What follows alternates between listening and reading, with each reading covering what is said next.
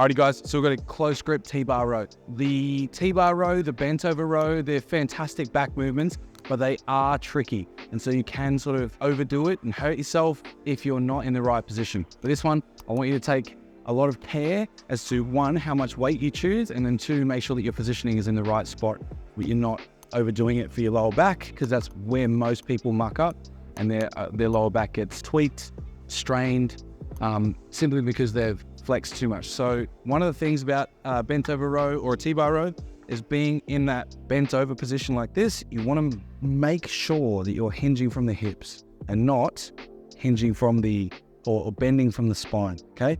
So you want to keep your back nice and straight and stick your hips out, which will then also create a little bit of tension or stretch in your hamstrings. So that's one of the ways that you know that you're in the right spot, is if your hamstrings have a little bit of tension in them. Also, what I've done with the T-bar row is pick smaller diameter plates. So rather than the 20s, which are about this high, you'll limit your range of motion because the radius from the center of the bar to the edge of the plate is larger, and so you won't get them as close to you as you can if you were to use smaller plates. All right, so obviously you have to use more of them, but you can use smaller plates, which will allow you to get more range of motion. So there's that too, making sure that your feet are nice and close to the plates. And then I've got this close grip V bar just here that I'm gonna hook under the bar right up against the plate stop. And then I'm right over the top of it. You can see that I'm not sort of back here, pulling them back here, because the further my feet are away from the center of mass, the more my back has to take load.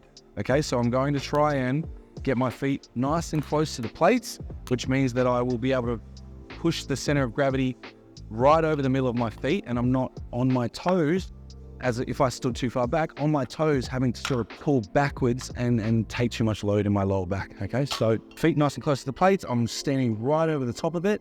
I'm going to stand nice and tall, hinge from the hips. I should feel a stretch in my hamstrings, roll my shoulders forward, and then pin them back.